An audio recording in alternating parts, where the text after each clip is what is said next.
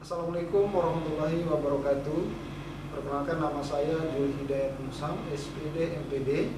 Saya bekerja di Universitas Muhammadiyah Kupang, menulis di FKIP, program studi pendidikan guru sekolah dasar. Mata kuliah yang saya ampu adalah pengembangan pembelajaran IPA di sekolah dasar. Bobot SKS-nya adalah 3. Subpokok pembahasannya yang pertama, hakikat IPA. Kedua, kurikulum IPA di sekolah dasar. Ketiga, strategi pembelajaran IPA. 4, pendekatan pembelajaran IPA. 5, metode pembelajaran IPA. 6, evaluasi pembelajaran IPA. 7, media pembelajaran IPA. 8, penyusunan perangkat pembelajaran IPA SD. Untuk mempersingkat waktu, silakan menyaksikan video berikut ini.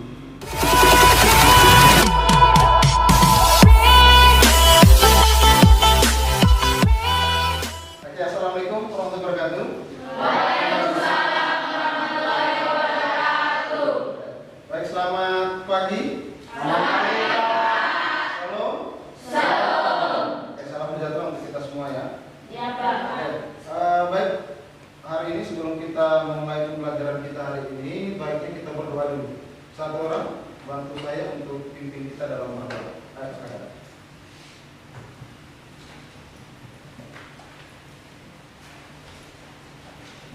Hari ini kita meminta nanti dengan kita untuk menghadap Tuhan dalam doa. Dan saya akan memimpin doa ini menurut ajaran Katolik. Dalam nama Bapa, ya Bapa, puji dan syukur kami sampaikan kehadirat-Mu karena berkat dan perlindungan-Mu untuk membimbing kami dari perjalanan dari rumah hingga tiba di tempat ini dengan baik. Ya Bapa, sebentar lagi kami akan menerima materi yang akan disampaikan oleh Bapak dosen. Kepadamu Bapak, lindungilah kami agar pelajaran yang apa yang kami terima pada hari ini dapat berguna untuk masa depan kami. Hanya doa dan permohonan ini kami sampaikan kepadamu lewat perantara Kristus Tuhan kami. Amin. Dalam nama Bapa dan Putra dan Roh Kudus.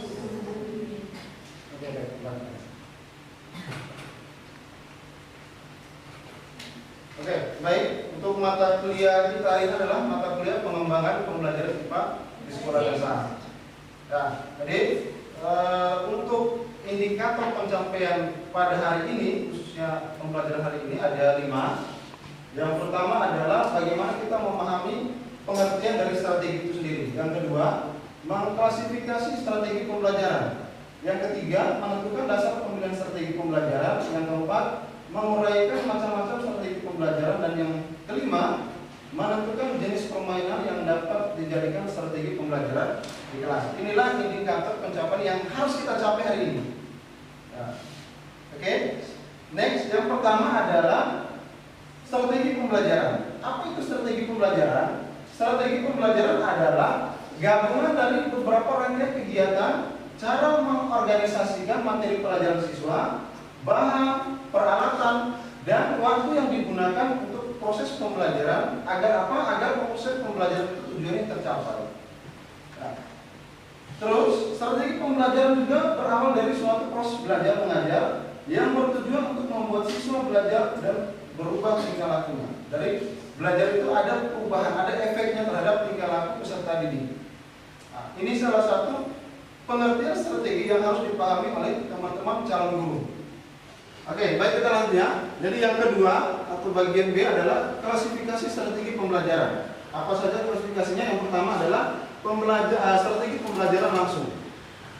Pembelajaran langsung pada umumnya dirancang untuk mengembangkan aktivitas belajar siswa yang berkaitan dengan aspek pengetahuan atau prosedur pengetahuan tentang bagaimana dia melakukan atau melaksanakan sesuatu. Dan pengetahuan deklaratif, pengetahuan tentang sesuatu yang dapat berupa fakta, konsep, prinsip, dan generalisasi, dan terstruktur dengan baik dan dapat dipelajari selangkah demi selangkah. Oke, baik teman-teman calon guru yang luar biasa. Sebelum Pak lanjut lagi ke strategi atau klasifikasi yang bagian kedua, ketiga, dan selanjutnya, sampai sini ada pertanyaan yang perlu kita diskusikan? Silakan. Siapa? Ayo. Oke, coba yang paling depan, silakan. Pertanyaannya apa? Baik, terima kasih. Saya akan bertanya, apa saja tahap-tahap dalam model pembelajaran langsung? Oke, baik. tahap dari pembelajaran langsung. Ada yang bisa bantu Pak sebelum Pak menyampaikan? Ada? Silakan. Oke, coba kita dari sisi sana supaya bisa berlawanan. Baik, terima Silakan. kasih Pak. Papan model pembelajaran langsung yaitu yang pertama, guru menyampaikan tujuan dan mempersiapkan siswa. Yang kedua, mendemonstrasikan pengetahuan dan keterampilan. Yang ketiga, membimbing pelatih. Dan yang keempat, mencetak pemahaman dan memberikan umpan balik. Yang kelima, memberikan kesempatan untuk latihan lanjutan. Terima Oke, kasih. baik, terima kasih. Beri aplaus dulu untuk kedua orang yang sudah bertanya dan yang sudah memberi jawaban. Jadi itu adalah tahap dari pembelajaran langsung. Dan saya berharap bahwa teman-teman guru mampu memahami pembelajaran langsung dan bagaimana tahap dan bisa diterapkan di dalam ruang kelas. Oke, yang kedua kita lanjut. Yang kedua adalah strategi pembelajaran tidak langsung. Kalau yang tadi sebelumnya ada langsung, yang sekarang adalah tidak langsung. Strategi pembelajaran tidak langsung sering disebut adalah pembelajaran inquiry, induktif, pemecahan masalah dan pengambilan keputusan maupun penemuan. Ini sering orang sebut bahwa pembelajaran tidak langsung seperti ini, ciri-cirinya. Nanti kita lihat lagi ke depannya seperti apa, inquiry dan lain sebagainya. Di sini kalau pembelajaran tidak langsung, peran guru dalam strategi pembelajaran tidak langsung dari seorang penceramah, beralih sebagai fasilitator, pendukung dan sumber personal. Artinya apa? Bukan lagi dari gurunya, tapi guru hanya berperan, kita hanya berperan sebagai fasilitator, pendukung dan sumber untuk si siswa, sumber belajar bagi peserta didik.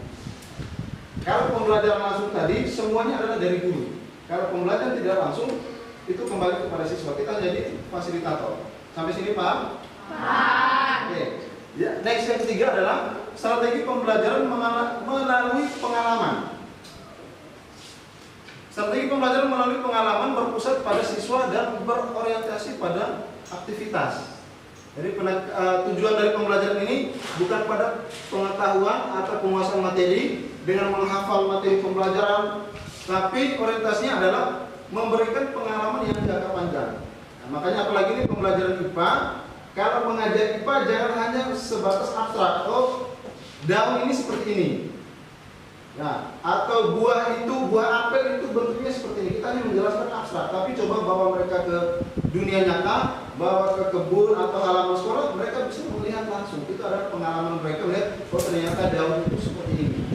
Antara apa yang diberikan oleh guru dan pengalaman mereka di luar kelas sama, daun itu seperti ini, warnanya seperti itu. Nah, jadi strategi pembelajaran adalah melalui pengalaman itu seperti itu. Nah, kita lanjut yang keempat adalah strategi pembelajaran interaktif. Apa itu? Yaitu merujuk kepada bentuk diskusi dan saling berbagi di antara siswa. Jadi pengetahuan siswa kelompok 1 dan kelompok 2 saling berbagi. Bisa juga tadi diskusi kelompok. Ya. Satu memberi pertanyaan, satu menjawab, atau diskusi ada hal-hal baru, ada masalah didiskusikan. Ya, jadi ada diskusi dan saling berbagi antara peserta didik atau siswa. Yang kelima, strategi pembelajaran mandiri, bertujuan untuk membangun kemandirian siswa. Itu tujuannya. Jadi fokus pembelajaran ini adalah pada perencanaan oleh siswa dengan bantuan guru. Belajar mandiri juga bisa dilakukan dengan teman atau sebagai bagian dari kelompok kecil. Jadi dia lebih pada belajar mandiri. Nah, itu ada 5 klasifikasi strategi pembelajaran. Oke, selanjutnya bagian C adalah dasar pemilihan strategi pembelajaran. Nah, ini salah satu bagian yang terpenting dalam strategi pembelajaran, khususnya mata pelajaran IPA. Ya, jadi yang pertama adalah adanya tujuan pembelajaran. Jadi makanya dari awal itu Pak sudah sampaikan tujuan yang harus kita capai atau tujuan indikator kita hari ini apa. Jadi ketika mengajar juga mau menerapkan strategi, tahu tujuan hari ini untuk apa dan tujuan itu harus tercapai. Yang kedua adalah adanya aktivitas dan pengetahuan awal siswa. Nah ini juga perlu nih calon guru atau guru nanti mengecek pengetahuan awal siswa itu seperti apa. Bisa diberikan pertanyaan juga boleh, silakan. Jadi masing-masing kriteria atau strategi guru itu punya banyak strategi dari guru itu, silakan. Tinggal nanti bagaimana diterapkan, yang penting bisa dikondisikan dengan keadaan siswa pada hari itu. Yang ketiga adalah adanya integritas bidang studi atau pokok bahasan.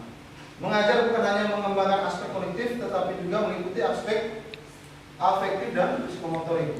Kebanyakan yang selama ini kan hanya aspek kognitif saja. Jadi guru hanya mengajar, menyampaikan materi, habis itu habis selesai. Nah, tapi tidak, guru sekarang harus punya strategi. Makanya tadi kita harus mengetahui dulu bagaimana pengetahuan awal siswa. Nah, terus materinya, pokok bahasannya harus jelas. Ini hari kita mau materi apa. Jangan sampai di dalam kelas nanti kita kikuk atau malah kebingungan kita mau berbicara apa, mau menyampaikan apa. Nah, terus yang keempat adalah alokasi waktu. Ingat jam pelajaran itu berapa? Jangan sampai karena kita terlalu asik berbicara lupa dengan jam pelajaran. Nah, yang kelima, jumlah siswa itu juga penting. Nah, jumlah siswa kita harus tahu berapa. Makanya sekarang diatur modelnya itu satu kelas itu berapa. Di SD itu sampai 20-24. Jangan kelebihan. Nanti malah pola gurunya cara mengajar. Karena semakin banyak jumlah siswa, strateginya makin berbeda. Ingat, semua strategi itu bagus. Hanya yang menjadi masalah, apakah semua strategi itu cocok dengan kondisi siswa dan materi yang akan kita ajar. Itu yang menjadi masalah. Dan guru harus pintar untuk memilih strategi. Oke, yang selanjutnya adalah macam-macam strategi pembelajaran. Yang pertama adalah strategi pembelajaran ekspositori. Apa itu? Adalah merupakan strategi pembelajaran yang menekankan kepada proses penyampaian materi secara verbal dari seorang guru kepada sekelompok siswa dengan maksud agar siswa dapat menguasai materi pelajaran secara optimal. Jadi hanya materinya dari guru. Jadi fokusnya cuma kepada saya. Ya, itu adalah pembelajaran ekspositori. Strategi pembelajaran ekspositori merupakan bentuk dari pendekatan pembelajaran yang berorientasi kepada guru, karena dalam strategi ini guru memegang peran yang sangat penting atau dominan. Nah, jadi kayak ceramah, jadi guru hanya yang menyampaikan. Siswa tidak ada lagi feedback dari siswa, itu tidak ada. Jadi tugas guru hanya mengajar, selesai.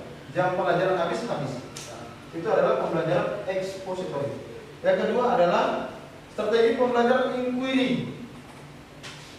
Pembelajaran inquiry merupakan bentuk dari pendekatan pembelajaran yang berorientasi kepada siswa, kebalikan dengan yang tadi. Jadi ini, kalau inquiry sekarang ada feedback dari peserta didik. Dari kalian itu ada timbal baliknya antara guru dengan peserta didik. Ya, atau inquiry kata gaulnya menemukan. Jadi ada feedbacknya, bukan lagi hanya ceramah saja dari si guru, tapi dari siswa juga harus ada. Yang ketiga, strategi pembelajaran berbasis masalah merupakan rangkaian aktivitas pembelajaran. Artinya dalam pembelajaran ini tidak mengharapkan siswa hanya sekedar mendengar, mencatat, terus menghafal. Ini kan yang biasa kita rasakan, ya kan, zaman sekolah, bahkan di generasi Pak sampai generasi kalian di sekolah dasar masih menggunakan ini. Ya kan, mendengar, habis itu mendengar, mencatat, habis mencatat, hafal. Habis hafal dia suruh presentasi lagi di depan menyimpulkan apa yang dia peroleh hari itu. Tapi untuk pembelajaran strategi pembelajaran berbasis masalah tidak seperti itu. Dia diarahkan untuk menyelesaikan masalah dan menempatkan masalah sebagai kata kunci dari proses pembelajaran. Dari boleh dari guru melemparkan masalahnya apa, atau boleh dari peserta didik yang datang bawa dengan masalah, kita selesaikan, kita diskusi. Jadi kita fokus, titiknya adalah ada masalah, kita selesaikan masalah itu. Nah, itu strategi pembelajaran berbasis masalah. Yang keempat adalah strategi pembelajaran kooperatif atau kelompok. Merupakan model pembelajaran dengan menggunakan sistem perkelompokan kecil antara 4 sampai 6 orang. Ini yang kita bagi kelompok. Nah, kelompok A, B, C, D. Nah, ini adalah pembelajaran kooperatif. Boleh tadi diskusi tadi. Terus, nah setelah itu nanti boleh dikasih reward atau dikasih penghargaan jika kelompok tersebut menunjukkan prestasi. Jadi ada kelompok A, B, C, kita kasih masalah, dapat menyelesaikan masalah, dia presentasi, kita kasih reward. Karena peserta didik itu, karakter peserta didik itu suka dikasih penghargaan. Semakin dikasih penghargaan, mereka semakin senang belajar. Karena apa? Belajar sambil bermain sambil belajar. Itu peserta didik khusus sekolah dasar. Baik, yang kelima adalah strategi pembelajaran kontekstual atau CTR. Nah, konsep belajar yang membantu guru mengaitkan antara materi yang diajarkan dengan situasi dunia nyata siswa, yang mendorong siswa membuat hubungan antara pengetahuan yang dimiliki dengan penerapannya dalam kehidupan sehari-hari. Jadi antara apa yang disampaikan oleh guru dengan nanti di kehidupan nyatanya dia bisa kaitkan. Jadi misal ini hari kita belajar tentang daun. Ya, Pak akan menjelaskan daun, ciri-ciri daun. Daun mangga itu seperti apa, ciri-cirinya, bagaimana nanti di kehidupan nyata kalian bisa lihat, oh ternyata betul apa yang disampaikan oleh guru tadi di sekolah. Nah itu siswa atau peserta didik mampu mengaitkan antara apa yang kita sampaikan sebagai guru dengan apa yang dia lihat di lapangan. Itu adalah pembelajaran kontekstual. Oke. Nah, sampai sini sebelum Pak lanjut, ada pertanyaan yang perlu kita diskusikan lagi? Ayo, satu orang. Oke, karena tadi di awal oleh perempuan, kita laki-laki dulu. Oke, baik Pak. Di sini saya bertanya, apa saja yang termasuk komponen pembelajaran kontekstual atau CPL? Oke, Pak luruskan ya. Jadi yang inti poinnya adalah apa itu komponen pembelajaran kontekstual atau CTL.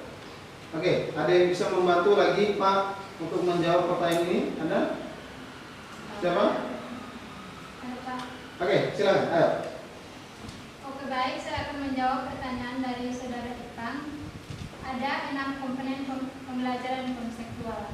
Yang pertama, menemukan. Yang kedua, bertanya. Yang ketiga, masyarakat. Yang keempat, pemodelan. Yang kelima, refleksi. Dan yang keenam, penilaian sebenarnya. Oke, baik ya. Jadi Pak bantu lagi. Jadi pembelajaran kontekstual itu ada beberapa komponen. Nah, yang pertama adalah yaitu konstruktivisme. Ya, yang kedua adalah bertanya. Nah, yang ketiga adalah menemukan atau inquiry tadi yang tadi sebelumnya kita bahas. Yang keempat adalah masyarakat belajar. Yang kelima, pemodelan, guru sebagai model. Yang keenam adalah refleksi, dan yang paling terakhir adalah penilaian nyata atau tidak, authentic assessment. Nah, jadi 4 tambah 1, tadi kurang 1, kurang di konstruktivisme. Jadi ada 7 komponen dalam pembelajaran atau strategi pembelajaran kontekstual. Nah, ini yang perlu nanti kita terapkan ketika kita mengajar, atau mungkin teman-teman mengajar pakai strategi CTL. Nah, itu. Nah, coba dipakai komponen ini. Ya, Oke, kita lanjut lagi. Yang ke jenis permainan yang bisa dijadikan sebagai strategi dalam pembelajaran khususnya di dalam kelas. Ini Pak sediakan 2. Nanti boleh teman-teman ada strategi baru muncul karena iptek itu kan selalu berkembang, ya kan? Bisa banyak media, banyak sumber yang teman-teman bisa cari calon guru. Nah, banyak permainan yang perlu kita kembangkan. Bukan hanya 2 yang disajikan oleh saya, tapi bisa dikembangkan oleh kita sendiri. Yang penting siswa paham apa yang kita sampaikan. Yang pertama, permainan think, pair, and share, atau biasa disingkat dengan apa? TPS. Oke. Nah, ini adalah permainan yang biasa disingkat dengan TPS, adalah permainan yang sangat menarik dan menantang. Kenapa? Dalam permainan ini ada pendalaman materi yang akan membuat siswa mampu menguasai atau mendalami sebuah materi yang dibahas dengan baik. Nah, itu permainan TPS. Yang kedua adalah permainan mind mapping. Apa itu mind mapping? Ini bahasa gaul ini. Ya, mind mapping sangat baik dilakukan untuk mengenal sampai sejauh mana pengetahuan siswa terhadap suatu materi. Selain itu, permainan ini juga bisa digunakan untuk mendapatkan sebagai alternatif jawaban dari suatu persoalan pada suatu materi pelajaran. Ini hanya 2 jenis permainan yang Pak sajikan. Boleh nanti teman-teman cari lagi kira-kira ini hari saya materi, contoh gini. Saya materinya ini hari tentang sel. Nah, saya mau menjelaskan tentang sel, atau saya mau menjelaskan tentang daun tadi. Strategi apa yang saya mau gunakan? Banyak tadi klasifikasi, banyak tadi strategi pembelajaran. Boleh temukan sendiri lagi, mungkin ada strategi yang terbaru yang sekarang. Nah, cocok tidak dengan materi yang mau saya ajarkan?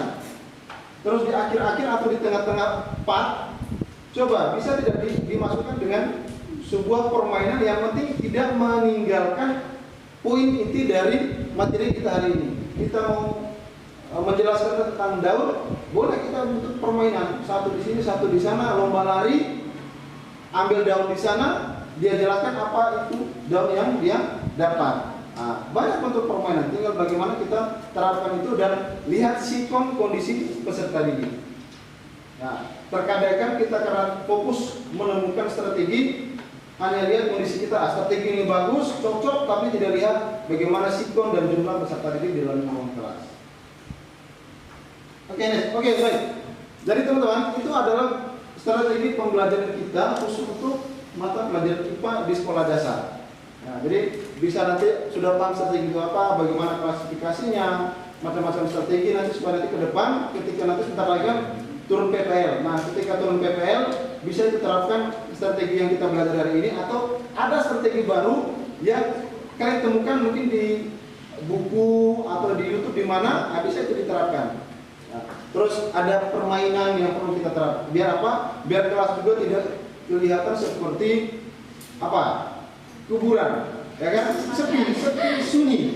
Nah, jadi kalau terlihat seperti kuburan, siswa, khususnya siswa sekolah dasar itu akan suntuk, malas. Jadi jangan heran ketika belajar siswa itu mengantuk. Karena apa? Jangan coba-coba menyalahkan siswa itu tadi malam main game, main apa karena dia mengantuk. Tidak. Coba dari kita sebagai guru, apa strategi kita hari ini, metode permainan kita hari ini sudah betul, sudah pas, sudah cocok tidak dengan karakteristik, dengan kondisi siswa hari ini. Karena sekali lagi, semua strategi itu bagus, semua strategi itu baik. Yang menjadi masalah adalah apakah strategi yang kita gunakan itu cocok tidak dengan peserta didik atau dengan materi yang akan kita sampaikan hari ini. Oke. Nah, baik, itu saja materi kita hari ini. Sampai jumpa di minggu depan. Materi kita minggu depan itu terkait masih ada kaitan dengan strategi itu. Kita coba ulik lagi tentang pendekatan metode pembelajaran dan media supaya kita belajar juga bagaimana membuat media khususnya di mata pelajaran IPA. Oke, baik, terima kasih teman-teman. Sekian dari Pak. Sebelum kita tutup, kita menghadap Tuhan lagi. Sebelum menghadap Tuhan, tepuk tangan dulu tuh Pak.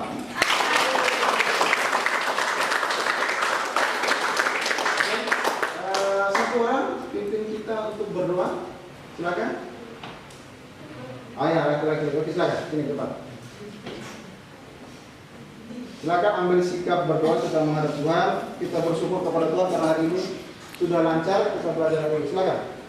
Teman-teman dan Bapak dosen, marilah kita mengambil sikap untuk berdoa.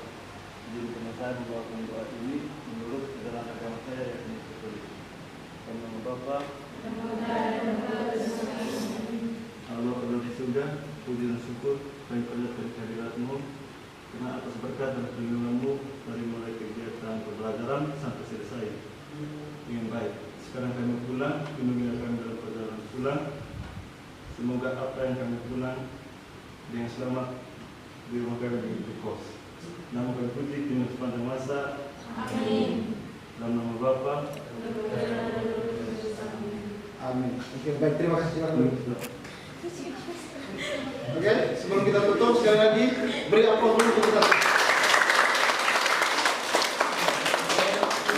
Baik, pertemuan hari ini kita tutup. Sekian dari Pak, semoga bermanfaat pertemuan hari ini. Sampai jumpa minggu depan. Assalamualaikum warahmatullahi wabarakatuh. Waalaikumsalam warahmatullahi wabarakatuh. Selamat siang. Selamat siang, Pak. Sampai jumpa di masa depan. Terima kasih.